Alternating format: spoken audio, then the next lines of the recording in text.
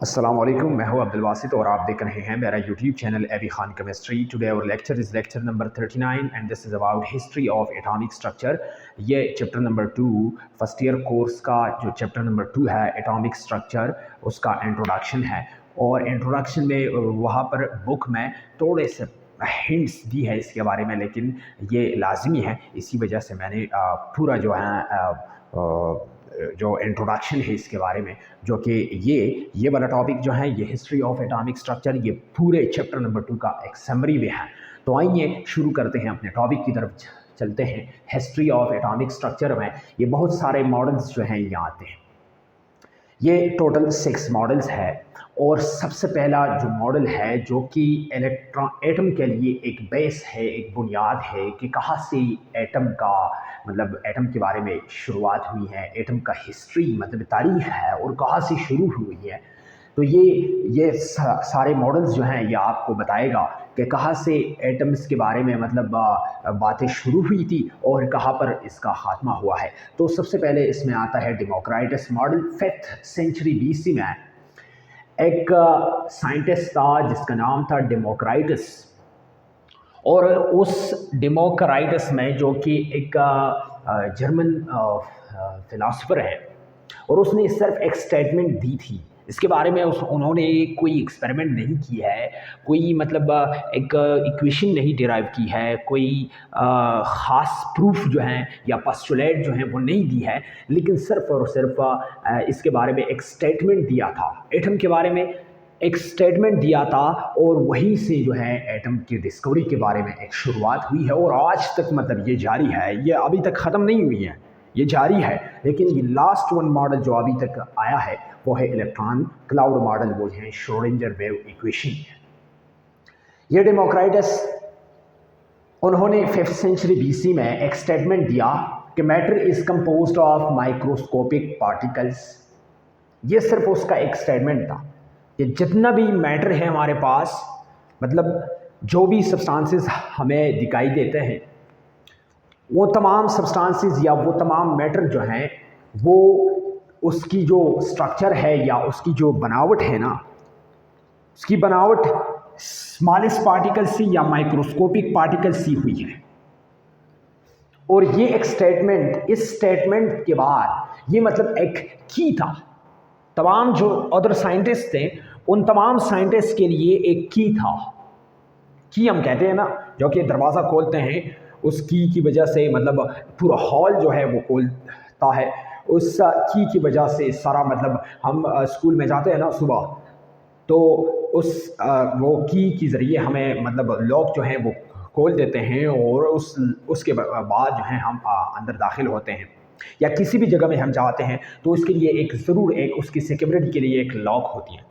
यहाँ पर इस डेमोक्राइटस ने इस एटम की डिस्कवरी के लिए एक की दिया, और वो की क्या था? सिर्फ और सिर्फ ये स्टेटमेंट था कि matter is composed of microscopic particles. और फिर ये एक बात भी कही स्टेटमेंट के साथ साथ, उन्होंने कहा कि atoms can not be further divided.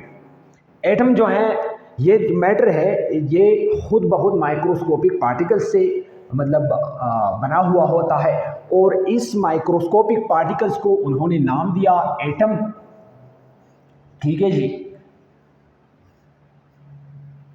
और ये जो एटम्स है या ये जो माइक्रोस्कोपिक पार्टिकल्स है, स्मॉलेस्ट पार्टिकल्स है, ये फर्दर तकसीम नहीं होते हैं, ये मतलब फर्दर ये कन्वर्ट नहीं होते हैं अदर पार्ट्स में, ये डिवाइड नहीं होते हैं। तो ये 2 स्टेटमेंट्स उन्होंने दिए, और ये 2 स्टेटमेंट्स के बाद उन्होंने मतलब कोई एक्सपेरिमेंट इसके बारे में नहीं किया था, बस सबने एक सोच लिया, एक जहन में एक ख्याल आया, और उस ख्याल को उन्होंने मतलब एक स्टेटमेंट की फॉर्म में मतलब लोगों को पहुंचा दिया कि matter is composed of microscopic particles और फिर atoms can not be further divided. ये था उसका मॉडल, और उन्होंने शॉर्ट एक सिंपल एक मॉडल दिया कि ये हमारे पास मैटर है, और ये मैटर जो है ये स्मॉलेस्ट पार्टिकल्स या माइक्रोस्कोपिक पार्टिकल्स जो हैं इससे बना हुआ होता है, और ये माइक्रोस्कोपिक पार्टिकल्स जो हैं ये फर्दर डिवाइड नहीं होते हैं, can not be divided further. अच्छा जी, इसके बाद एक और मॉडल पेश किया गया। मैंने कहा ना आपको कि ये और जो जितने भी साइंटिस्ट थे उस एरा में, मतलब ये 5th सेंचुरी बीसी में उन्होंने ये स्टेटमेंट दिया है।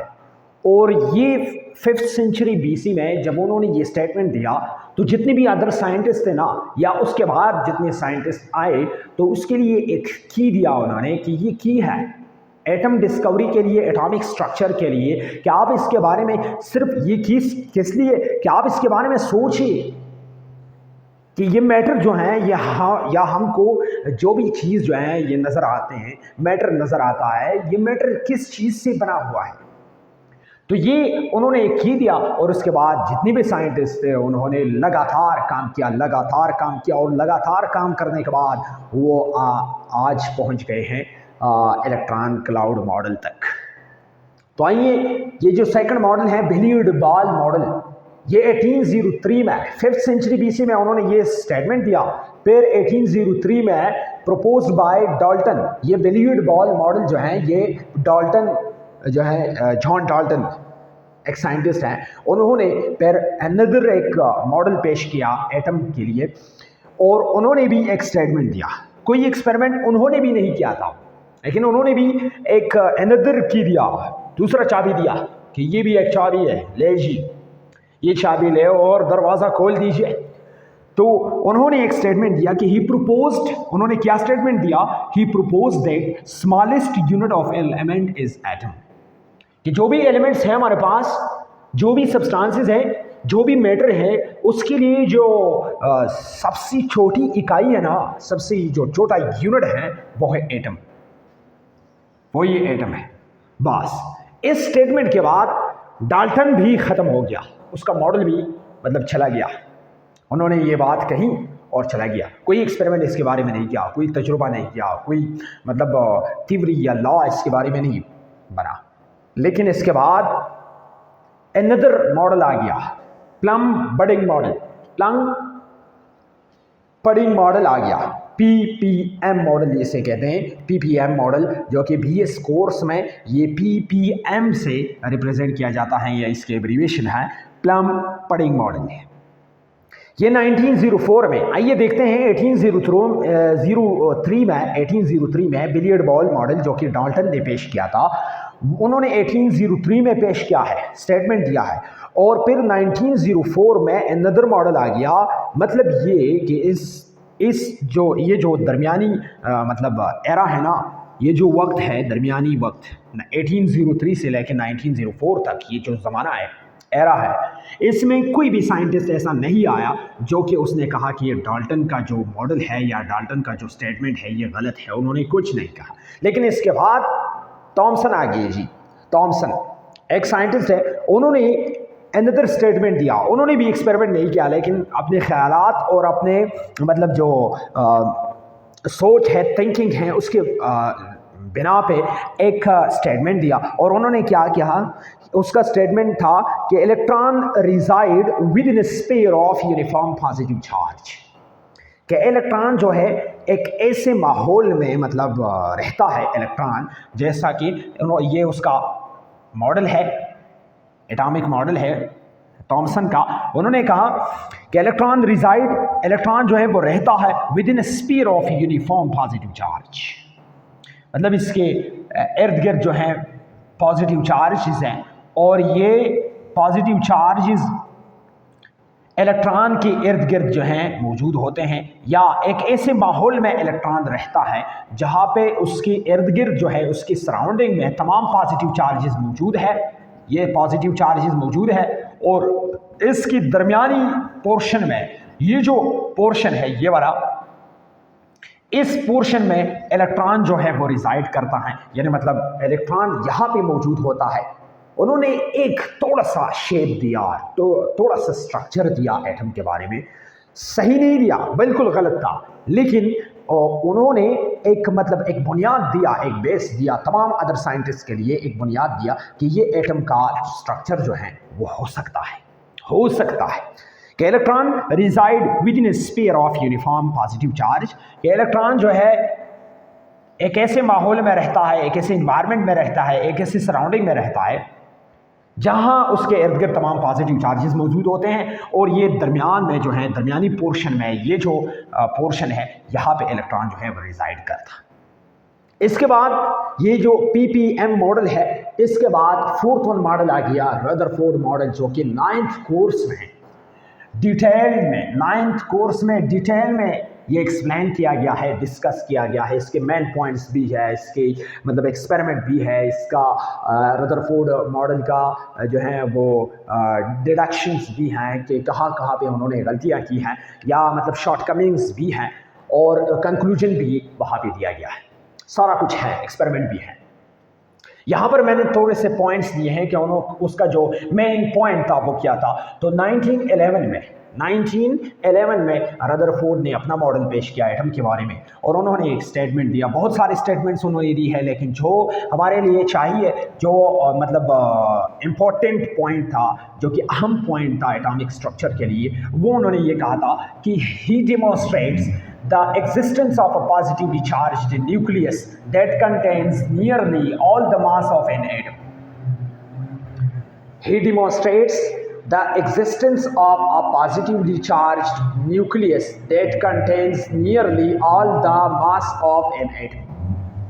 कि 1911 में उन्होंने ये कहा कि जो एटम है, न्यूक्लियस है, सॉरी, पॉजिटिवली चार्ज्ड न्यूक्लियस है, वो न्यूक्लियस एटम की बिल्कुल दरमियान में मौजूद है। यहाँ पर इलेक्ट्रॉन उन्होंने कहा था कि दरमियान में मौजूद है, और यहाँ पर उन्होंने कहा कि जो पॉजिटिवली चार्ज्ड न्यूक्लियस है, पॉजिटिवली चार्ज्ड न्यूक्लियस, ये पॉजिटिवली चार्ज न्यूक्लियस जो है ये दरमियान में मौजूद है, और इसके इर्द गिर्द जो है ये, और उन्होंने कहा कि ये हैवी पार्टिकल है, हैवी पार्टिकल, ये जो न्यूक्लियस है, उन्होंने कहा कि ये हैवी पार्टिकल है, इसका जो मास है वो बहुत ज़्यादा है, और तकरीबन ऑल द एटम के मास के से ज़्यादा, मतलब ये जो अदर पोर्शन है ना, इससे ज़्यादा इस न्यूक्लियस का मास है। तो ये पॉइंट रदरफोर्ड ने दिया 1911 में कि पॉजिटिवली चार्ज न्यूक्लियस जो है वो एटम के बिल्कुल दरमियानी पोर्शन में मौजूद है, और इसके इर्द गिर्द जो भी पोर्शन है उन्होंने उसके बारे में कुछ नहीं बताया है, लेकिन ये बताया कि चार्ज, और न्यूक्लियस के बारे में भी नहीं बताया था। ये न्यूक्लियस का डिस्कवरी जो है ये बाद में हुआ है, लेकिन ये बताया था कि एक ऐसा पोर्शन मौजूद है, पॉजिटिवली चार्ज पोर्शन जो है, ये पोर्शन ये मौजूद है, और ये एटम के बिल्कुल सेंटर में मौजूद है, और इसका मास जो है वो टोटल एटम के कंपैरिजन करके, यानी मतलब टोटल एटम का जो मास है उससे बहुत ज़्यादा है इस न्यूक्लियस का मास। ये था रदरफोर्ड मॉडल, और फिर उसके बाद फिफ्थ वन मॉडल आ गया, बोहर्स मॉडल आ गया। बोहर्स मॉडल में 1913 में, ये भी 9th में भी है, फर्स्ट ईयर में भी है, और BS में भी है, और श्रोडिंगर ने भी इसके बहुत सारे प्रूफ जो हैं बोहर्स मॉडल की, बहुत सारे प्रूफ्स इक्वेशन के जरिए प्रूफ किया है बोहर मॉडल। 1913 में ये आ गया, और उन्होंने एक स्टेटमेंट दिया। इसके जो हैं, इसके बहुत सारे पॉइंट्स हैं, मैं उस पॉइंट्स को डिस्कस नहीं करता हूं, लेकिन सिर्फ एक पॉइंट मैंने लिया है कि जो हमारे लिए मतलब इम्पॉर्टेंट पॉइंट था, और जो साइंटिस्ट के लिए इम्पॉर्टेंट पॉइंट था, अहम पॉइंट था, फोकसिंग पॉइंट था, वो पॉइंट ये था कि fixed circular orbits around the nucleus for electrons. He proposed, उन्होंने एक स्टेटमेंट दिया कि इलेक्ट्रॉन जो है एक फिक्स्ड सर्कुलर पाथ में जो है मौजूद होते हैं, और इस एटम के इर्द गिर्द, न्यूक्लियस के इर्द गिर्द, बिल्कुल ये पॉजिटिव जो पोर्शन है इसके इर्द गिर्द सर्कुलर पाथ्स है, सर्कुलर ऑर्बिट्स है, या सर्कल्स है, या ऐसे पोजीशंस हैं कि जहां पर जो है इलेक्ट्रॉन्स जो हैं वो मौजूद होते हैं। ये उन्होंने सर्कुलर ऑर्बिट्स, या हम ऐसे शेल्स भी कह सकते हैं कि ये शेल्स मौजूद होते हैं पॉजिटिव सेंटर के इर्द गिर्द, या पॉजिटिव पोर्शन की बिल्कुल इर्द गिर्द सराउंडिंग में सर्कुलर पाथ्स मौजूद होते हैं, और यहाँ पर इलेक्ट्रॉन जो है वो रिजाइडिंग करते हैं। ये था बोहर्स मॉडल, ये उसका फोकसिंग पॉइंट था, याद रखना। फिर उसके बाद सिक्स्थ वन मॉडल है electron cloud model, electron cloud model, और इसके बाद ये लास्ट वन मॉडल है एटम के बारे में। एटम के डिस्कवरी के लिए ये लॉस्ट मॉडल है और इसके बाद कोई और मॉडल जो है अभी तक नहीं आया है, न डिस्कवरी हुई है। 1926 में श्रोडिंजर आया, श्रोडिंजर, और उन्होंने एक्सपेरिमेंट्स भी की है, उन्होंने इक्वेशंस, बहुत सारे इक्वेशंस उन्होंने डिराइव भी किए हैं, ठीक है जी, एक्सपेरिमेंट्स भी किए हैं और अपने एक्सपेरिमेंट से ये प्रूफ किया है कि एटम का स्ट्रक्चर जो है वो ये है, ये एटम का असल स्ट्रक्चर है, एक्चुअल स्ट्रक्चर है। क्या है जी? उन्होंने जो एक्सपेरिमेंट्स की है, जो मतलब प्रपोजिशन आपने दी है या उन्होंने अपने जितनी भी स्टेटमेंट्स दी हैं उसमें इम्पोर्टेंस में स्टेटमेंट ये है या अहम स्टेटमेंट ये है, अहम बात ये है कि इलेक्ट्रॉन्स, उन्होंने ये उसका स्टेटमेंट था, electrons occupy regions of space. Electron जो हैं हर जगह पे मौजूद नहीं होते हैं, जो कि बोहर्स एटॉमिक मॉडल में एक्सप्लेन किया गया कि ये फिक्स सर्कुलर पाथ है और फिक्स सर्कुलर पाथ में जो है इलेक्ट्रॉन रिजाइडिंग करता है। उन्होंने कहा ये बात नहीं है, इलेक्ट्रॉन जो है फिक्स्ड पोजीशन पे, फिक्स्ड पोजीशंस हैं और उस पोजीशंस को उन्होंने नाम दिया ऑर्बिटल्स, और इन ऑर्बिटल्स में इलेक्ट्रॉन जो है वो मौजूद होते हैं around the nucleus. Fixed electrons occupy regions of space, यानी मतलब orbitals around the nucleus determined by the energies. इसका मतलब ये हो गया कि इलेक्ट्रॉन जो है उसकी एनर्जी के मुताबिक फिक्स्ड पोजीशन में पे मौजूद होते हैं या न्यूक्लियस के इर्द गिर्द ये मौजूद होते हैं, ये बात सही है, लेकिन कहाँ पर मौजूद हैं? आया ये न्यूक्लियस के इर्द गिर्द जो है इस तरह साइकिलिंग करता है? तो उन्होंने कहा कि नहीं, ये फिक्स पोजीशन पे मौजूद होते हैं, उस फिक्स पोजीशन को ऑर्बिटल्स कहते हैं, और कौन सा इलेक्ट्रॉन किस पोजीशन पे होगा ये उसकी एनर्जी पे डिपेंड करता है कि जितना भी एक इलेक्ट्रॉन का मतलब एनर्जी हाई है वो न्यूक्लियस से उतना दूर होगा और जितना एनर्जी कम है वो न्यूक्लियस के करीब होगा। ये उन्होंने स्टेटमेंट दिया और फिर लास्ट वन स्टेटमेंट ये दिया कि fundamental particle is electron, fundamental particle of an atom is electron. Electron जो है ये बुनियादी पार्टिकल है, फंडामेंटल पार्टिकल है एटम का या एलिमेंट का या मैटर का। यहाँ पर हमने एटॉमिक स्ट्रक्चर के बारे में शुरू की है, तो यहाँ पर ये बात सही हुई कि fundamental particle of an atom is electron, ये उसका स्टेटमेंट था और ये उसका मॉडल है। ये मॉडल आप देख लीजिए जी, उन्होंने ये मॉडल दिया है और इस मॉडल में आप देख लें कि ये इलेक्ट्रॉन है और इस पोजीशन को उन्होंने ऑर्बिटल नाम दिया है, इस पोजीशन को ऑर्बिटल नाम दिया है, इस पोजीशन को ऑर्बिटल नाम दिया है, ये पोजीशन है, ये है, ये है, ये है, ये वाला है, ये वाला पोजीशन, ये वाला पोजीशन, ये वाला पोजीशन। इन पोजीशंस को उन्होंने नाम दिया है ऑर्बिटल्स, और ऑर्बिटल्स शेल्स, सब शेल्स, सब शेल्स या ऑर्बिट्स, फिर इसके बाद आता है सब ऑर्बिट्स और फिर इसके बाद आता है ऑर्बिटल्स। ये इंशाल्लाह ताला हुल अज़ीज़ आने वाले इसी ही चैप्टर में इंशाल्लाह हम डिस्कस करेंगे कि ऑर्बिटल किसे कहते हैं, what is orbital, what is orbit, what is sub orbit, या what is shell, what is subshell, what is subshell. ये पोजीशंस हैं इलेक्ट्रॉन्स, और इलेक्ट्रॉन्स की एनर्जी के मुताबिक ये जितनी पोजीशन पे जो भी पोजीशन पे मौजूद होता है, तो ये पोजीशन कहाँ पे इलेक्ट्रॉन मौजूद होंगे, कौन सी पोजीशन पे मौजूद होंगे, ये इन्हिसार करता है, डिपेंड करता है एनर्जी ऑफ द इलेक्ट्रॉन पे।